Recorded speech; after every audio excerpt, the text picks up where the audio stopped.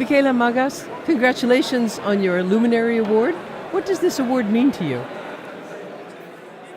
Well, I have been part of this community now for more than 2 years, and I have been looking at what everybody else has been doing, and I have seen the impact that these people have had on industry. There's more adoption of open innovation in industry more than ever now. New recommendations for the Horizon 2020 research program, for instance.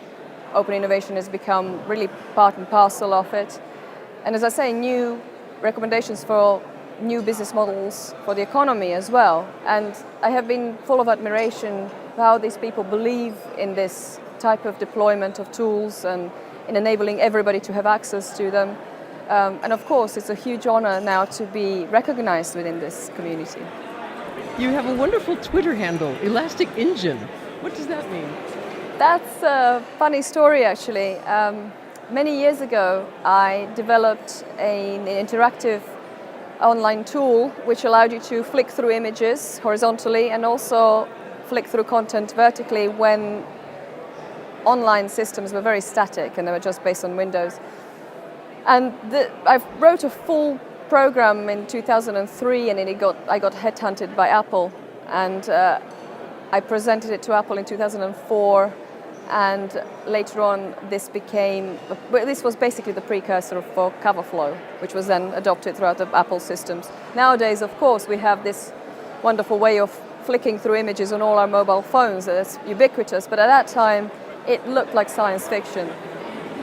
In your acceptance speech, you talked about the meaning of open innovation for communities. Well, we run a community of more than 5,000 developers and inventors and innovators of all sorts of ages, backgrounds, social, cultural, really nice gender split, a really broad community.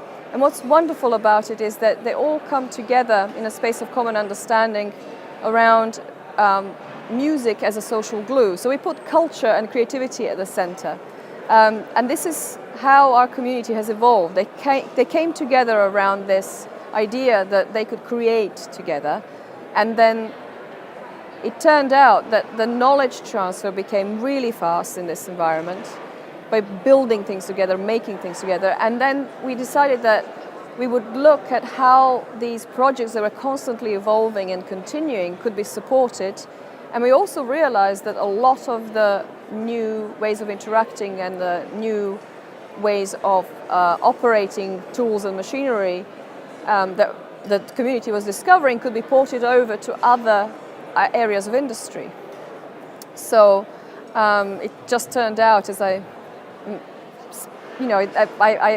was talking about it tonight in the speech, where you suddenly realize that something that was created in this environment starts making a big impact on forestry or agriculture or construction industry or transportation, for instance.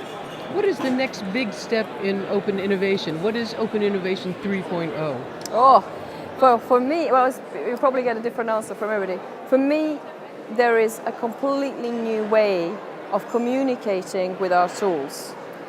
If you look at the way that children communicate, they don't just use language. Language is not usually developed enough, but they will use a great deal of gesture and signaling to each other. And children from different cultural backgrounds can communicate quite well with each other without knowing each other's languages. Because our languages have evolved so beautifully with the printing press and over the past few hundred years, we've really relied on language to translate for us. And it is a method of translation. But if you take a step back and you observe children for a while, you realize that there are other ways of communicating. And there are in other cultures also other ways of communicating that we are sort of missing out on, or they've been second best. Now, at this moment, we're inventing tools that allow us to utilize gesture a great deal more, to bypass some cultural barriers, and to also use sound and signaling in new kinds of ways. We've always done that to an extent, but it's been perhaps sidelined to emergency services or certain kind of indicators. But now my personal hunch is a new generation of young people who are not so conditioned by language will come up with yet another Twitter or SMS kind of language, but this time with gesture and with signaling. I can't wait to see this new future materialize. Thank you and congratulations. Thank you.